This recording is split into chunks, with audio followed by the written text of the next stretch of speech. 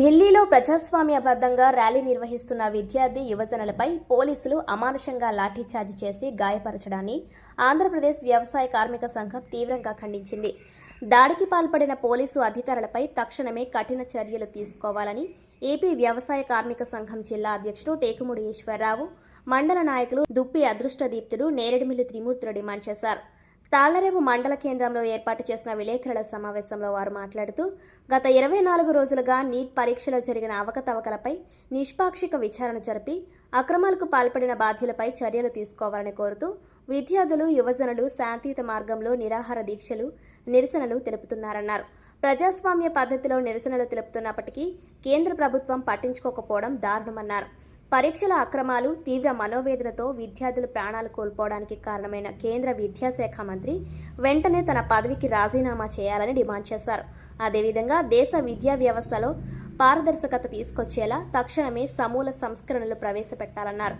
విద్యార్థుల న్యాయమైన సమస్యలను పరిష్కరించాల్సింది పోయి కేంద్ర ప్రభుత్వ పెద్దల నాయకత్వంలో వారిపై పోలీసులతో దాడి చేయించి కొట్టించడం హేయమైన చర్య అని ఆగ్రహం వ్యక్తం చేశారు. శాంతియుత ఆందోళనలపై దాడులు చేయించడం కేంద్ర ప్రభుత్వ నియంతృత్వ వైఖరికి నిదర్శనమన్నారు.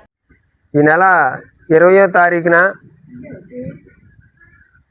భారతదేశ రాజధాని ఢిల్లీలో వేలాది మంది నిరుద్యోగులు, విద్యార్థులు కూడా ఈ నీట్లో జరిగినటువంటి అవినీతిని బయట పెట్టాలని, ఆ నీట్ పరీక్షకి లీక్ అవ్వడానికి కారణమైనటువంటి విద్యాశాఖ మంత్రి రాజీనామా చేయాలని చేసినటువంటి ఆందోళనని ఢిల్లీ పోలీసులు చాలా ఘోరంగా, కర్కశంగా వాళ్ళ మీద దాడి చేసి అణిచేయడానికి ఒక ప్రయత్నం చేశారు. దీనికి ప్రభుత్వం ఖచ్చితంగా క్షమాపణ చెప్పాలి. ఈ యొక్క అవినీతిని బయట పెట్టాలని 20 రోజుల నుండి నిరాహార దీక్షలు చేస్తున్నటువంటి నాయకుల్ని, మేధావులను కూడా అరెస్ట్ చేసి వాళ్ళని హాస్పిటల్కి తీసుకుపోవడం జరిగింది. భారతదేశంలో విద్యా వ్యవస్థలో ఉన్నటువంటి లోపాలను సరిదిద్దాలని, అలాగే నీట్ పరీక్షలో జరిగినటువంటి అవినీతిని మీద చర్యలు తీసుకోవాలని, అలాగే నీట్ పరీక్షలో జరిగిన పేపర్ లీక్ అయిన సందర్భంగా అనేక మంది విద్యార్థులు ఆత్మహత్య చేసుకుని చనిపోవడం జరిగింది. వాళ్ళ కుటుంబాలకు కూడా నష్టపరిహారం ఇవ్వాలని చేస్తున్నటువంటి ప్రజాస్వామ్య పద్ధతిలో ఉద్యమం చేస్తూ ఉంటే ఈ యొక్క కేంద్ర ప్రభుత్వం చాలా నియంతృత్వంగా పోలీసుల చేత దాడి చేయించి విద్యార్థులందరినీ కూడా ఇష్టం వచ్చినట్టు కొట్టడం జరిగింది. దీన్ని మేము ఆంధ్రప్రదేశ్ వ్యవసాయ కార్మిక సంఘంగా ఖండిస్తున్నాం.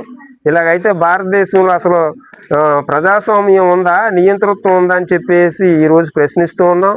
ఈ అడుగుతున్నటువంటి ప్రతిపక్ష నాయకులందరినీ కూడా ఉగ్రవాదులని, దేశద్రోహులని, ఆ మేధావులకి కూడా ఇటువంటి ముద్ర వేసి విద్యార్థులని కూడా వీళ్ళ దేశద్రోహులని వీళ్ళు అంటున్నారంటే ఏ రకంగా దీన్ని మనం అర్థం చేసుకోవాలని చెప్పేసి మేము ప్రశ్నిస్తున్నాం. కాబట్టి వెంటనే ఆ విద్యార్థి యువజనులు పెట్టినటువంటి డిమాండ్ను కేంద్ర ప్రభుత్వం ఒప్పుకోవాలి, వాళ్ళకి న్యాయం చేయాలని, లేని పక్షంలో ఇతర ప్రజా సంఘాలన్నింటినీ కలుపుకుని ఉద్యమం చేస్తామని చెప్పేసి హెచ్చరిస్తున్నాం. ఆంధ్రప్రదేశ్ వ్యవసాయ కార్మిక సంఘం కాకినాడ జిల్లా అధ్యక్షుడు టేకుముడి ఈశ్వరరావు.